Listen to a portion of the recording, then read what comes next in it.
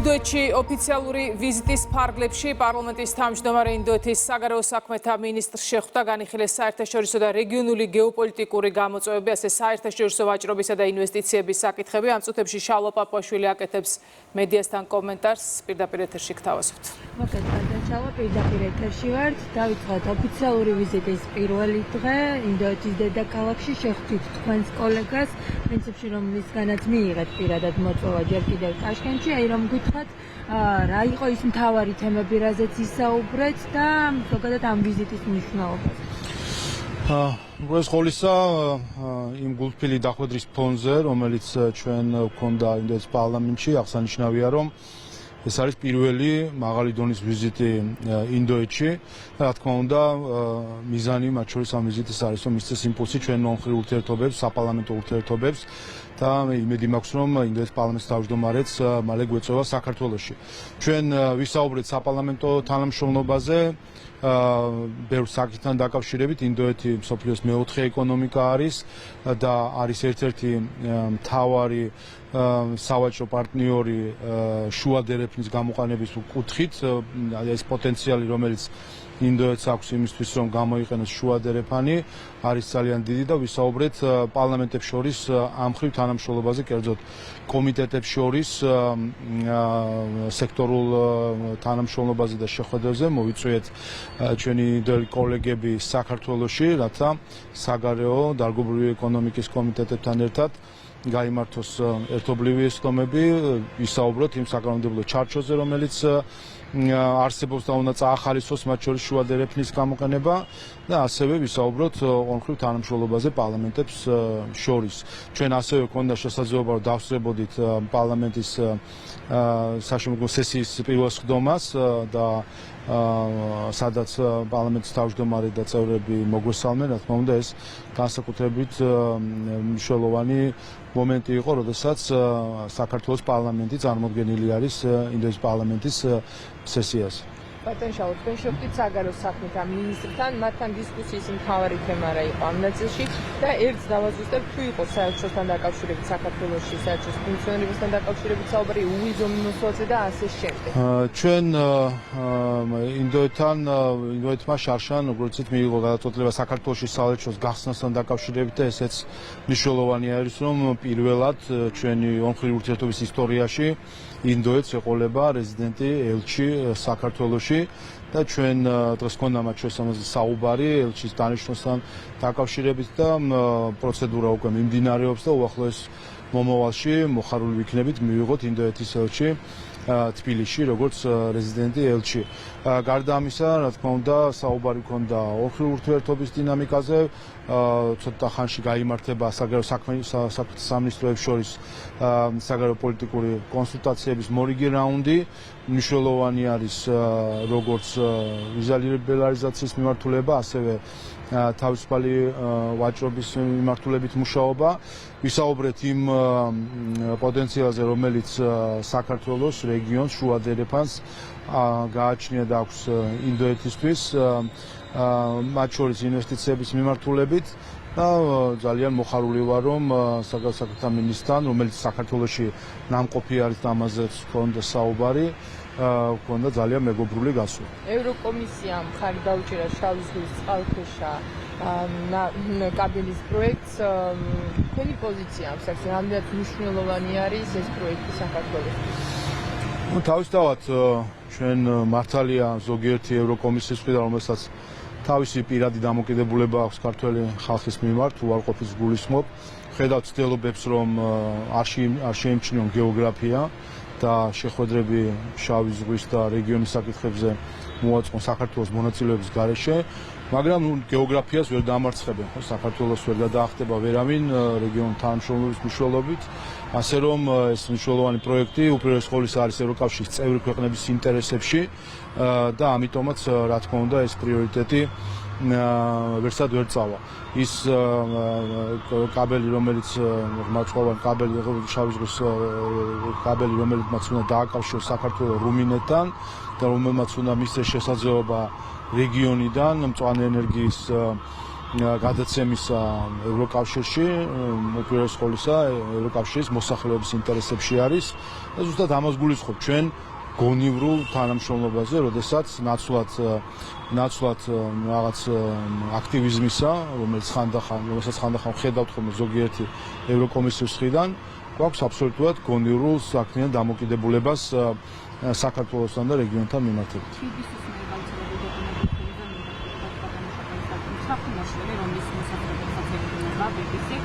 პირდაპირ აღიარებს, რომ მას არის გამიგეს ექსპერტიზა სულობა გაჩნდა და ლიტერატურის გაცნობას ბოლომდე ვერ მოუსწავლა. ეს ფაქტი რაც გეუბნებოდა მხოლოდ ჩახშულის მოსახლეობის განვითარებასა და გააცნობას. რაც შეეხება უკრაინის სამხედრო ფორმაში გამოწყობილ პედიატრს, რომელსაც სუსში მისვლის ეშინია, მე მგონი საზოგადოება იცნობს ამ ადამიანს, არის რადიკალური ძალადობრივი აქციების მონაწილე. ასე რომ გასაკვირი არ არის, რომ ის ჩართული იყო საკუთარი ქვეყნის წინააღმდეგ შეთქმულებაში, რომელიც ჩვენ ცოტა ხნის წინ ვიხილეთ, როდესაც ცდილობენ საქართველოს ცრუ ნარატივებით და ჰიბრიდული ომის ტაქტიკებით დააზიანონ საქართველოს.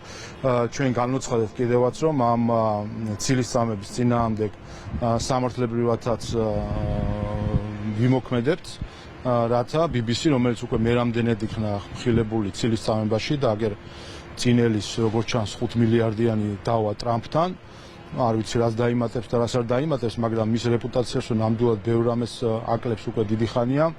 ეს ფაქტია. კონკრეტულად ჩვენ ვნახეთ, რომ ამ ჭორიკანა ქართველების მონათხრობზე აწყობილი სიუჟეტი, როგორც კი საქმეზე მიდგა, ყველამ გამოიჩინა, ასე თქვა, სიმხდალი ამ ხრივ და დაიწყო გადათქმა თავისი კომენტარებისა, ჩვენებისა. უკრაინის სამხედრო ფორმაში გამოწყობილ პედიატრსაც ზუსტად ასეთი დამოკიდებულება ჩანს, რომ აქვს, რომ ახლა დაიწყო უარყოფა, რომ მას თითქოს არ უთქვამს, რომ ეს არის ეს ასე შემდეგ და მოკლედ ყოველგვარი თავის მართლება. რაც რა თქმა უნდა ეს არის საერთო ჯამში, როდესაც ადამიანებს ჩააგდებენ ასეთ მდგომარეობაში, რომ საკუთარი სამშობლოს წინააღმდეგ მოქმედებენ და მერე მიატოვებენ, როგორც ეგრე ბევრი მიუტოვებიათ, თავისთავად შემდეგ ცდილობენ რაღაც გამოსავლის პოვნას, მაგრამ ამ საკითხზე როგორც ჩანს არ ელოდნენ, რომ იფიქრეს, რომ ალბათ დააბრალებდნენ საკუთარ ქვეყანას და უცხოელები დააბრალებდნენ საქართველოს რაღაცებს და შემდეგ ამას ატრიალებდნენ მთელი დღე გარკვეული პერიოდის განმავლობაში გუშინ, მაგრამ და არ ელოდნენ, რომ სახელმწიფო ამას სერიოზულად შეხედავდა, გამოძიებაც დაიწყებოდა, ეხლა ყველამ კეთილი ინებოს და მისცეს ჩვენებები გამოძიებას და გამოვლინდება ვინ არის მართალი, რა არის სიმართლე, რა არის ტყუილი, ვინ რას ცილს წამებს და ასე შემდეგ. ფაქტი ერთია. ჩვენ რაც ვიხილეთ და ესე ხო არ ხდება, რომ ტელევიზორში უყურა სხვადასხვა ჯგუფმა რაღაც გადაცემას და ყველა ესე შეხმატკილებულად, ორკესტრირებულად ერთი ნარატივით ამოქმედნენ. ჩვენ ვნახეთ გუშინ კლასიკური მაგალითი, რომელიც შეიძლება სახელმძღვანელოში შეიყვანო ჰიბრიდული ომის ტაქტიკის გამოყენებისა საქართველოს წინააღმდეგ, რომელშიც ჩართული იყვნენ ჩართული იყო ერთის მხრივ კომპრომიტირებული მედია BBC-ს სახით, მეორეს მხრივ ჩართული ყავდათ ადგილობრივი ქართული თავისი ასე ვთქვათ აგენტები, რომლებიც პირდაპირ დალაგებული ნარატივით ალაპარაკდნენ, პარალელურად ნახეთ პეტიცია, განცხადება, NGO, პოლიტიკა, პარტიები ერთმანეთში არეული და რაც თავარია ვიხილეთ, ჩვენთვის კარგად ნაცნობი ევროკომისიის პრეს-სპიკერი, რომელმაც უკვე მერამდენედ გამოავლინა თავისი განსაკუთრებული ჭყალებში დამოკიდებულება ქართველი ხალხის მიმართ და პირდაპირ ბრალდებები წამოაყენა საქართველოს წინააღმდეგ. ეს ის ადამიანია, შეგახსენებთ, რომელმაც 4 ოქტომბრის ხელისუფლების დამხობის შეკრებას მხარი დაუჭირა და სოლიდარობა გამოუცხადა და დღემდე გამოდის ეს ადამიანი და ბედავს საქართველოს საუბარს ისე რომ ბოდიშიც არ მოუხდია და განმარტება არ გაუკეთებია ხელისუფლების დამხობის თავყრილობას სოლიდარობას უცხადებდა ბრიუსელის ტრიბუნიდან. ასე რომ გუშინ კიდევ ერთხელ გამოაშკარავდა ის ქსელი, რომელიც საქართველოს წინააღმდეგ პროპაგანდას ავრცელებს და ჰიბრიდული ომის ტაქტიკებით, დეზინფორმაციით ცდილობს დააზიანოს ჩვენი ქვეყანა. ბატონშავა ალექსაშვილთან დაკავშირებით მინდა გითხრათ, თქვენ გუშინაც თქვით, რომ მარტივად დგას საკითხი, ახლა ლელომ უნდა გადაწყვეტოს, როდის გარიცხავს ტერორისტული აქტის ჩამდენ საკუთარი რიგებიდან და ასევე იგივე კითხვა გაქვთ ალდეს მიმართ. რამდენად თავსებადია დანაშაული, რომელიც ვიხიდეთ და ევროპა, რომელიც ძირითადად მორალის კითხვით არის ხოლმე დაკავებული, ოღონდ საპირისპირო მხარეს. ხო, მე ვნახე ლელოს განცხადება იყო, რომ როგორ უნდა გავრიცხოთ, როცა ჩვენი პარტიის წევრი არ არისო. ფიქრობ, ეხლა ასეთი ვიროშიმაკობით ქართულ ხალხს რომ ნაცვალს შეაყრიან, მე მგონი ეს უნდა დაივიწყონ. კოალიცია ხო გქონდათ და აქვთ დღემდე.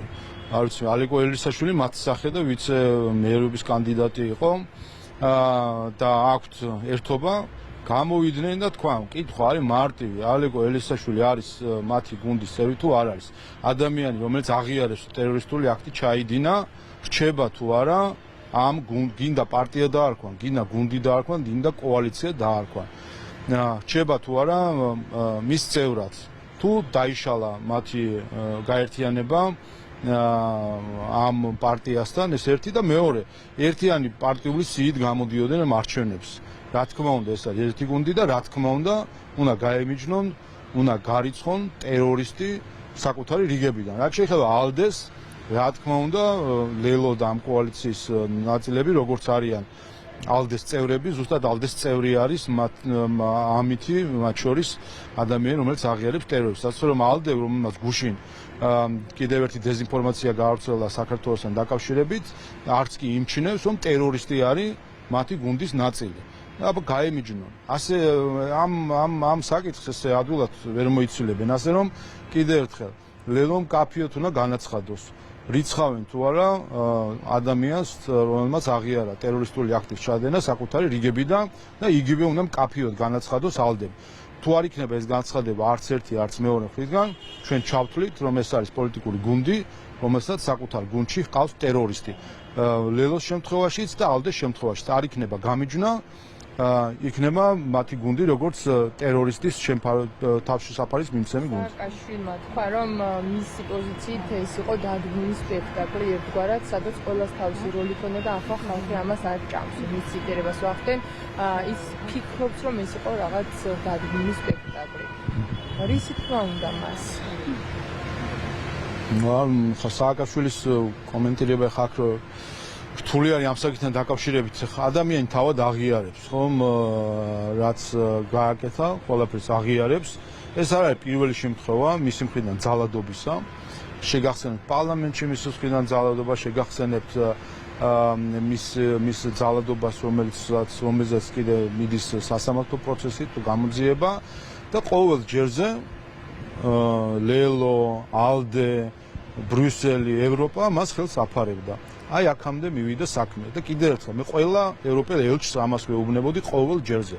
ამას წერდი საჯაროდ, ამას ვეუბნებოდი ბრიუსელსაც და ყველას, რომ როგორც კი რადიკალიზმზე თვალს დახუჭავენ, მიიღებენ ექსტრემიზმს და მიიღეს ექსტრემიზმი. როგორც კი ექსტრემიზმზე თვალს დახუჭავენ, მიიღებენ ტერორიზმს და საბოლოო ჯამში მიიღეს ტერორიზმი. ამ ტერორისტულ აქტში სრული მორალური პასუხისმგებლობა აქვს ასევე ევროპულ ბიუროკრატიას თუ დიპლომატიას, მათ, ვინც ლელოს აძლევდა ევროპულ სერტიფიკატს, ასე ვთქვათ.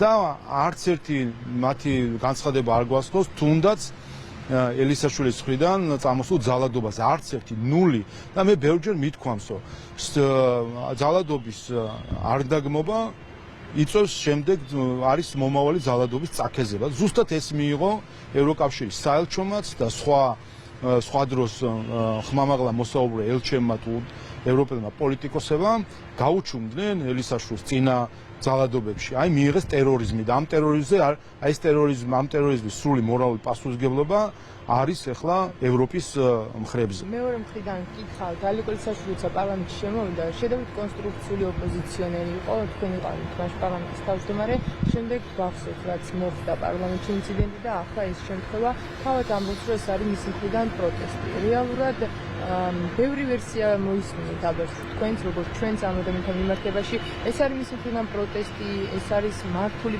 პროცესი რთულია როდესაც პარლამენტში ის თავს დაესხა მამუკა მდინარეdes მაშინაც ვამბობთ რომ ეს იმდენად არაადეკვატური და იმ კონტექსტიდან ამოვარდნილი ქცევა იყო რომ არსებობდა და დღემდე არსებობს ეჭვი რომ ამ ადამიანს რაღაცით აიძულეს რაღაც არის მანქანებით აიძულეს ამის გაკეთება მაგრამ არ ვიცი ხა ორი ვარიანტი არის ან არ ვიცი ხა ისინი ვინც დავალებებს აძლევდნენ ხო მაშინაც გახსოვდოთ რომ აბსოლუტურად მოწმენდილ ცაზე აბსოლუტურად არაადეკვატურად მოიქცა შემდეგ გამოვარდა ამით ამაყობდა შეგახსენებთ რომ ევროკავშირის საელჩოს მიერ დაფინანსებული პუბლიკას ჟურნალისტები ეხუტებოდნენ და ამხნევებდნენ მას აი სად არის ევროკავშირის საელჩოს ბრალეულობა ამ ტერორისტულ აქტში როდესაც ამ ადამიანმა პირველი ასეთი ძალადობა ჩაიდინა მათი დაქირავებული ადამიანები ამხნევებდნენ მაშინაც საჯარო თქვი ეს ყველაფერი მათ შორის ეს ფაქტიც ვამხილე და ნული პასუხი ევროკავშირის ელჩისგან რომელიც სამწუხარო მდგომარეობაში არის ახლა აღმოჩენილი ფაქტობრივად ვისაც ის მხარს უჭერს ყველა აღმოჩნდა მოძალადე პროპაგანდის გამავრცელებელი ექსტრემისტი და ტერორისტი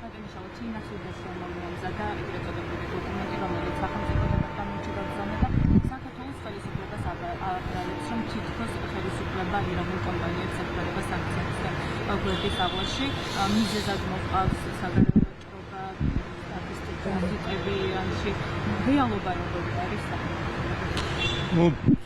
თინახილდაშთან დაკავშირებით იცით და ცნობილი ფაქტია სეპარატისტული რეჟიმისგან დაფინანსებული ადამიანი არის საქართველოს თავდაცვის ყოფილი მინისტრი რომელიც ფულს იღებდა სეპარატისტული ტაივანის სეპარატისტული რეჟიმისგან და პირდაპირ ასე ვთქვათ ემსახურებოდა იმ ინტერესებს რომ ჩინეთის წინააღმდეგ მაგალითად პროპაგანდა ეწარმოებინა და მათ შორის ამითი საქართველოს წინააღმდეგაც იმიტომ რომ ეხებოდა საქართველოს ჩინეთის ურთიერთობებს ახლა ზუსტად იგივე არის ეს არის მორალური პრობლემა ეს არის, როდესაც ადამიანი დგება სხვების სამსახურში და საკუთარ სამშობლოს ზურს აქცევს, აი შედეგები გვექნება, რომ დანოსებს, როცა წერენ საკუთარი ქვეყნის წინააღმდეგ, ასე დანოსების დამწერებად დარჩებიან საბოლოო ჯამში.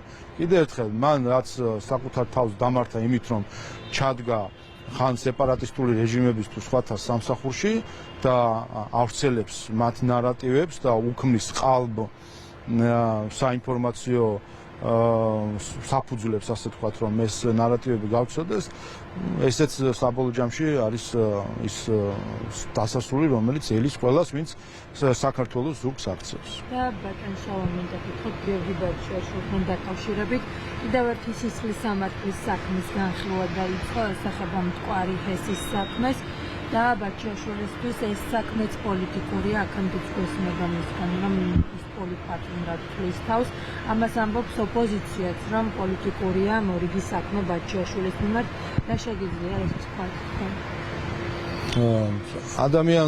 ამ ადამიანის წინააღმდეგ დადგარი არის უკვე განაჩენი სხვა საკითხთან დაკავშირებით და დადასტურებული არის რომ ადამიანს აქვს მოზღვევებული კრიმინალური ენერგია მათ შორის როგორც თავად აღიარებს ის საქართველოსთან გაიპარა რაღაც არ ვიცი მე რაღაც საიდუმლო სამსახურის აგენტის დონეზე რაღაც ჩანაფიქრებით სადაც მანქანას შეუცვალა კონსტრუქცია დაიმალა საბარგულში და ასე შემდეგ ადამიანი არის ჩამოყალიბებული კრიმინალი და თაღლითი თაღლითის იმიტომაც არსებობს საჯარო პროცესები რომ როდესაც ადამიანის მხილებული არის თაღლითობაში თაღლითი ადამიანის სიტყვა შემდეგ არ დაიჯერება ზოგადი განათლების კონცეფციაზეც მეკითხოთ მას განათლების მეცნიერებათა რომელიც ორიენტირებულია განათლების ხარისხის განვითარებაზე ჩვენს ქვეყანაში.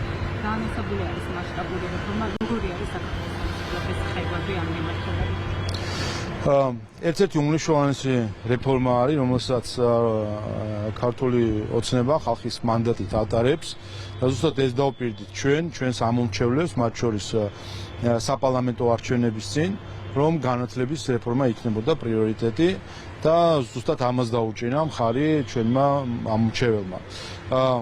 უმაღლესი განათლება, ზოგადი განათლება, ყველა ეს მიმართულება, რა თქმა უნდა, მნიშვნელოვანია კომპლექსურად და პარალელურად მოხდეს ამ მიმართულებების რეფორმა, იმიტომ რომ ერთი მეორე უნდა შეავსოს და ერთი მეორის გაგრძელება არის, ასე რომ ის კონცეფცია, რომელიც დღეს იქნა გასაჯაროებული, აქვს მას სრული მხარდაჭერა საქართველოს პარლამენტის მხრიდან, მნიშვნელოვანი არის როგორც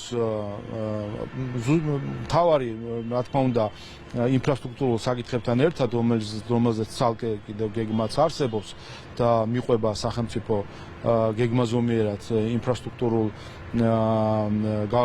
განვითარებას სასკოლო დაწესებულებისა, თავარი მაინც ყოველთვის არის შინაარსი და დღეს ზუსტად ეს კომპლექსური შინაარსობრივი მიდგომა იქნა წარმოდგენილი როგორც სახელმძღვანელოების მიმართ, ისე განათლების ხანგრძლივობის მიმართ, ისე სასკოლო დისციპლინის მიმართ, სკოლაში მოსწავლეების ყურადღების და სწავლაზე კონცენტრირების საკითხებზე, ასე რომ ზუსტად ეს არის ის რეფორმა განათლების, რომელიც ქართულმა ხალხმა დაგვიკვეთა და ამას რა თქმა უნდა ჩვენ ქართული ხალხის შეკვეთით და დაკვეთით ვასრულებთ. ბატონშალო, ერთსაც კითხავთ, ბელგიის პოლიციამ კორუფციის საქმეზე ევროკავშირის ყოფილი უმაღლესი წარმომადგენელი ფედერიკა მოგერინი და მაღალჩინოსანი სტეფანო სანინი დააკავა საქმე ეხება ბრიუგეს ახალგაზრდა დიპლომატთა აკადემიის დაფინანსებას.